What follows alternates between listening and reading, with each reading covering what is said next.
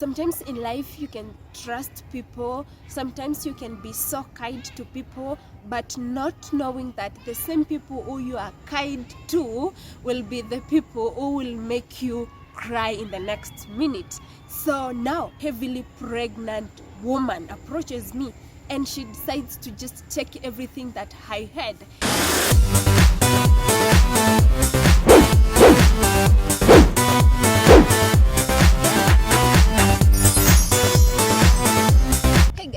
Welcome back to my channel. My name is Nice. Just in case you're new here, thank you very much for clicking, and you can just join this family by tapping this button and subscribing to my channel.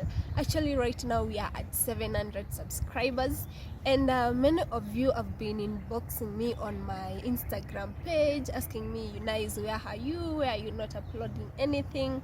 But I'm telling you, things do change, and you know, sometimes when change comes, you have to accept it, although it takes some time for you to accept, but at the end of the day you will have to accept it.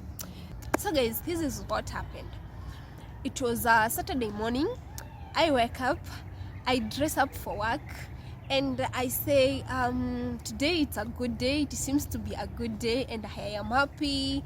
And for the first time, I think in my life, I decide to carry my laptop, and I decide to carry even the charger, the mouse, and also the charger for my phone, everything, and also a bottle of water, and also my, you know, I had carried everything, my student ID, my ID, everything. I had carried everything in my bag, and the bag was you know, like, it was really a good bag, and everything that was in there was really good. So now I decide, let me carry my laptop to work, because I wanted some softwares to be added on my laptop. You know, that time, you know, working home and everything, you need at least good softwares. Yeah. And then I go to work, I put all the softwares that I wanted, and I pack my things in my bag. After some time, you know, I decide, let me go home. And before I go home, I call my friend, my BFF. I tell her, you know, let's catch up for coffee or something like that. Not knowing that we won't even meet, we won't even make it, we won't see each other that time. So for me, I decided, let me go and catch up with my friend. So mimi nikatoka tu kwa ofisi vizuri, without anything, without, you know, like, deep inside me I was feeling, you know, I am not really okay. You know, those instincts, always, they usually tell you. So I go at the bus stop, and then I say, let me just wait my friend over here. Then a pregnant lady just approaches me, and she comes and stands next to me, and she just starts talking on phone using the kabambi, you know, the small phones. She just starts talking, and then, you know, she was using Kikuyu, talking and talking. Then I'm like, okay, this lady, is it that she doesn't know Nairobi or what? Because she was talking as if she doesn't know anything. She was telling the person whom she was talking to, you know, I don't know Nairobi, I don't know, you know, all these things. And I was just listening to her. I was just, you know, scrolling on my phone, texting my friend, telling her, you know, I am at this place and this, you just come over here and then we will go. Not knowing it won't even happen. So at that time, now the lady just approaches me, and you know, with the kindness and the way she was dressed, actually she looked like heavily pregnant at that time. For me, you know, you can tell when someone is heavily pregnant. So the lady looked really heavily pregnant, and she just approaches me and says, hi, hey msichana. You know, she was talking in Kikuyu. How are you? I don't know what. I tell her I am okay. Then she asks me, can you show me Audion? And I tell her, yeah, I can. You know, like, when you are approached by a pregnant lady, seriously, would you not even help? And you know, she was short, she was light skinned, she was heavily pregnant. So I decided, let me help this lady, because, you know, she's almost giving birth. And then So with all the kindness in my heart, I decided, let me just take her to Odeon. And then she was carrying a small handbag, so she was carrying a carrier bag. So now I just decide, let me help her out. So we start walking to Odeon. And you know, that time my friend is calling and I'm like, what am I going to tell her?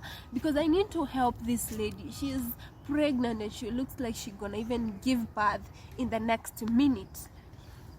So now I take the lady to Odeon, not knowing that will be the end of everything that I was carrying. Then the lady talks to me and tells me, you know what, she asks me, oh, what's your name? And that time she's telling me about God, how God protects, how the blood of Jesus protects people. And you know, with all the kindness in my heart, and you know, I know God. And you know, we start now sharing about what God can do. Oh God. So with this lady, we get to Odeon. After we get to Odeon, you know, I had already given her my bag, and I didn't realize even when I was giving her my bag. So I gave her my bag. I think she just confused, or she drank me or something like that. So I gave her my bag. I was carrying the handbag that she was carrying. Then we get to Odeon. After getting to Odeon, you know, as we are going, we are talking, because at some point I trusted her, trusted her with whatever she was telling me, because she was talking about God, how God protects us. So we get to Odeon. After getting to Odeon, she starts now calling, making different calls. And actually, you know what? She was not even talking to anyone. I realized maybe she was just dialing star and pretend she was talking to someone, but I don't think she was talking to someone. So she's telling me, there is someone who is coming to pick me, just let's wait for a little bit. Oh God, we waited. Then she told me, let's cross the road. Then I crossed the road first, and then the lady decided not to cross the road with me. Oh God, and now that's how I lost the contact with her. But the fact that I saw her waving me by, and then I'm like, no, where are you going? And you know, because the matatus were coming very fast on the road, I decided, let me just stand here and wait for her. And you know, at that point I was having a really bad headache. I was feeling like just I just want to faint or something like that. So I went straight. After now I realized the lady has disappeared. I didn't even realize the lady has disappeared. I just started walking non-stop. So a policeman saw me walking like on the road, completely on the road, and like it was just God who helped me. So the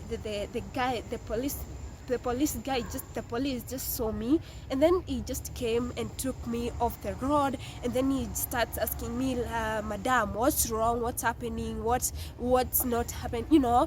And you know, Nairobi, how things go after you get after you're involved in anything, people will just come around, they make a crowd, they just surround you and start asking you, nini may happen, evil. And you know, at that point I was feeling really, I had a bad headache.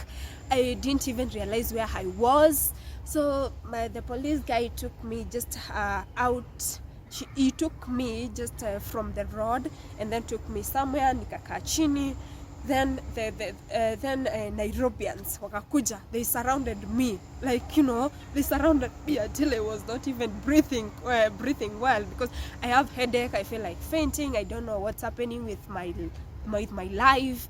And now boda guys are here, everyone wants to get attention of me, everyone wants to help me, and I'm like, is it really genuine help? Because the guys, it was just men who are coming around, and I'm like, God, what will happen to me? Because I was not even knowing myself. I was literally not even knowing myself if it's me or not. So let me tell you guys, sometimes you can pray in the morning and say prayers don't work, but prayers do work, and sometimes God will locate an angel for you so that you don't get into a complication, or you don't get into something bad. So in the midst of everything, a guy just comes from nowhere. You know, he is a friend of mine. So he just comes around, and then he says, I know this girl. And then he comes, you know, I was surrounded by people. Then he comes in and I say, I know this girl, I know this girl, I know this girl. Then anakuja, then the guy came in, akanita, you nice, it's me, it's Jose. Then I'm like, yeah, I have heard someone mentioning my name. I have heard Jose. Then the moment I saw him, I was like, oh God, Lord. And I just went ahead and hugged him, you know, like it was, I don't even realize how I realized it was him or anything, but I think God uses people so that they can help you out of a situation. So this guy came, and I'm telling you guys, that's how I was saved in the midst of everything. And the guy took me home.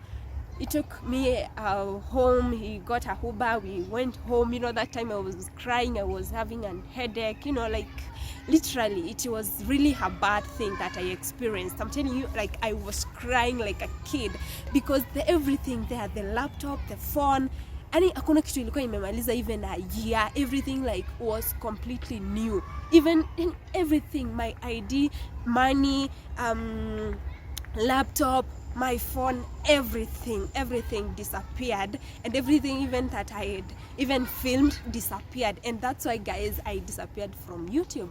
I had to take that short break, but you know what, God compensates people. Sometimes you can lose things, sometimes you can lose different things that you really treasure, but I must say that God compensates people, because he compensated me. I got my ID, he compensated, I got another laptop, I got a phone. You know, God compensates you, and I must say he compensated me, and I am very, very happy because of that.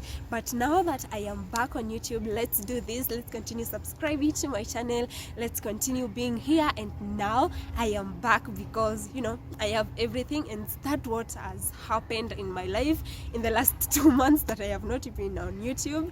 A lot has happened, but I thank God I am alive. Yes, the lady took everything, and you know what, when I went to report to the police guys told me, you know what, that lady was not even pregnant. She was just pretending she was pregnant so that she can just con you. So I don't know if we should just stop helping people in Nairobi, or I really don't know. Let me know in the comment section what we should not do, because even right now, if someone talks to me on the streets, actually I cannot talk to you. Even if you're asking me where is Odion, I am not talking to you, because once bitten, always shy, twice shy. So I must say that one has made me, you know, fear Nairobi. But God has compensated me, and I really thank God.